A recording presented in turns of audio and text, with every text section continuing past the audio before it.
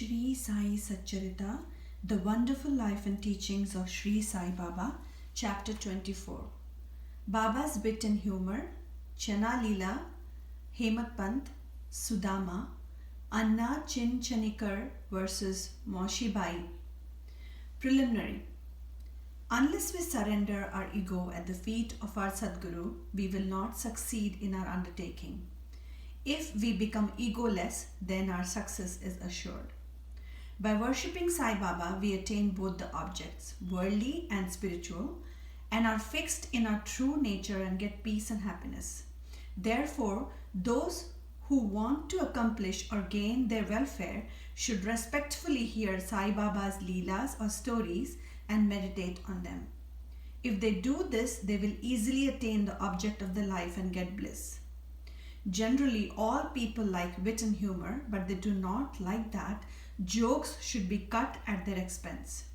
But Baba's method was peculiar when it was accompanied with good gestures. It was very interesting and instructive, and the people therefore did not mind even if they were held up to ridicule. Hemat Pant gives his own instance below. Chana Leela. In Shri, a special bazaar was held every Sunday, and the people from the neighboring villages came there, erected booths and stalls in the open street, and sold their wares and commodities. Every noon the masjid was crowded, but on Sunday it was crowded to suffocation. On one such Sunday, Hemat Pant sat in front of Baba, shampooing his legs and muttering God's name. Shama was on Baba's left, Vaman Rao to his right. Shriman Bhuti and Kaka Sahib Dikshit and others were also present there. Then Shama laughed and said to Anna Sahib, "See that some grains seem to have stuck to the sleeve of your coat." So saying, he touched the sleeve and found that there were some grains. Hemat Pant straightened his left forearm to see what the matter was, and to the surprise of all, some grains of gram came rolling down and were picked up by the people who were sitting there. This incident furnished a subject matter for a joke. Everybody present began to wonder and said something or other as to how the grains found their way into the sleeve of the coat and lodged there so long. Hemat Pant also could not guess.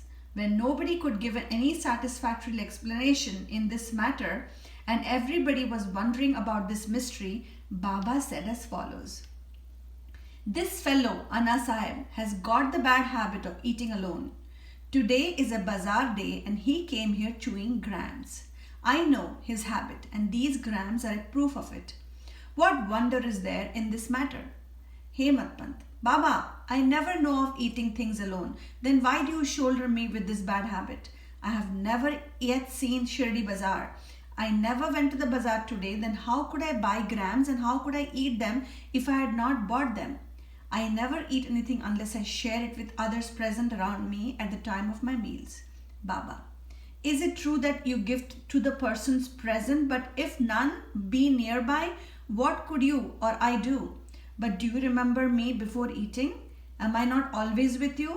Then do you offer me anything before you eat?" Moral: let us mark and note carefully what Baba has taught us by this incident.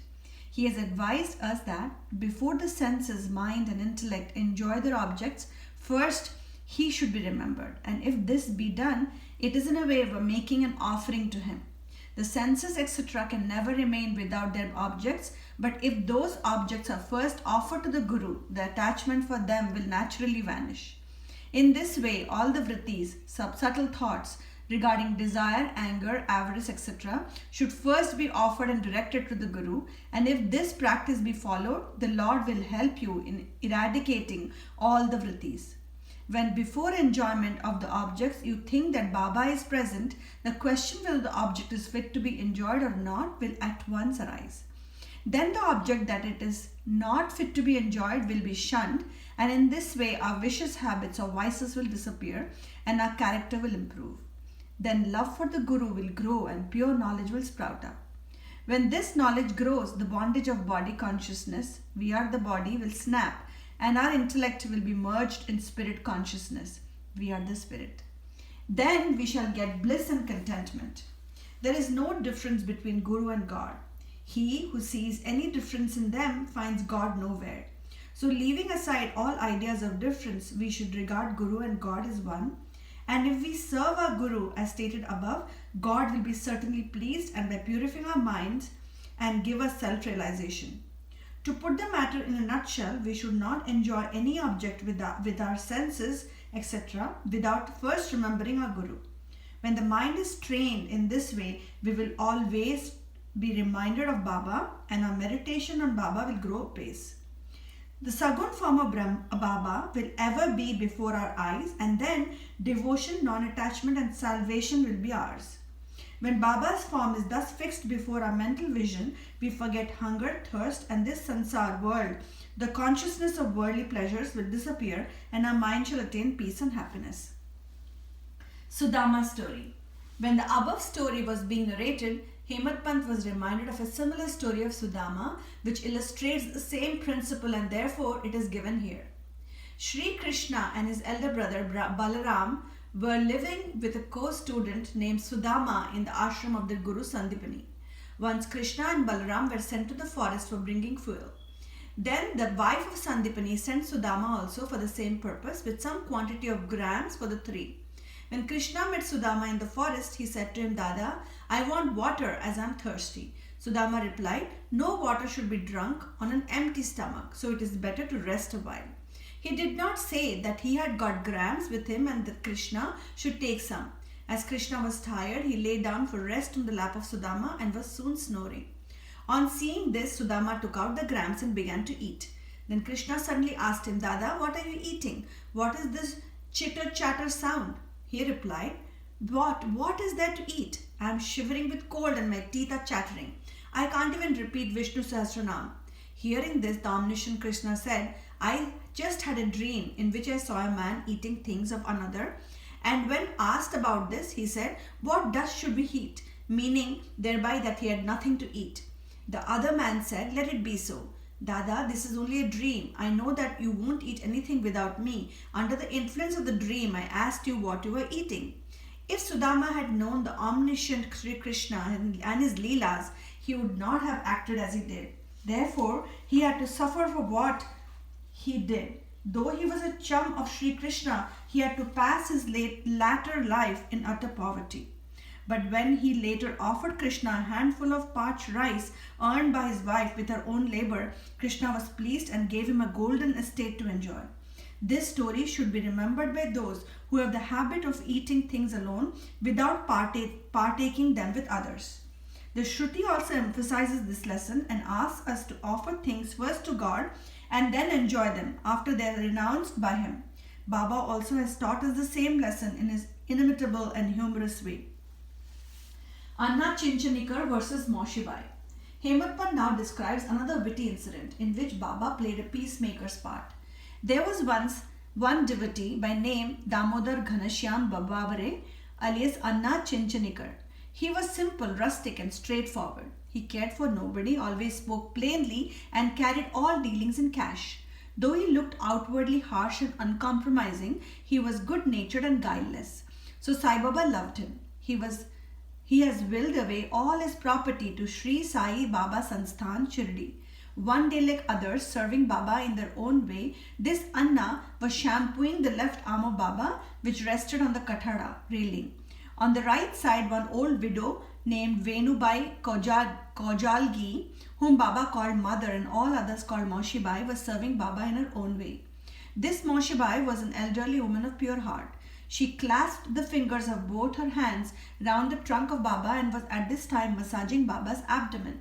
She did this so forcibly that Baba's back and abdomen became flat and Baba moved from side to side. Anna on the other side was steady, but Moshibai's face moved up and down with her strokes. Once it so happened that her face came very close to Anna's. Being of a witty disposition, she remarked, "Oh, this Anna is a lewd fellow. He wants to kiss me. Even being so old with grey hair, he feels no shame in kissing me." These words enraged Anna and he pulled up his sleeves and said, "You say that I am an old bad fellow? Am I quite a fool?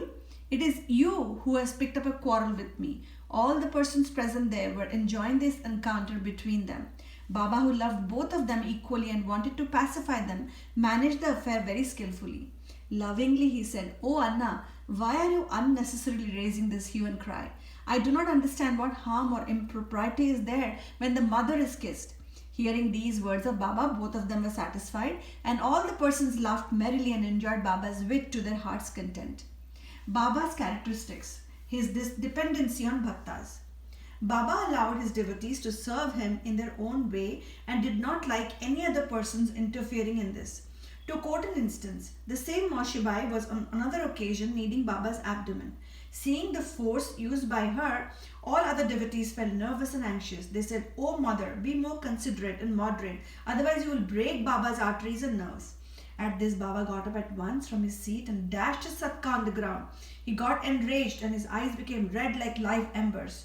None dared to stand before Baba. Then he took hold of one end of the satka with both hands and pressed it in the hollow of his abdomen. The other end he fixed to the post and began to press his abdomen against it. The satka, which was about 2 or 3 feet in length, seemed all ready to go into the abdomen, and the people feared that the abdomen would be ruptured in a short time. The post was fixed and immovable, and Baba began to go closer and closer to it and clasped the post firmly.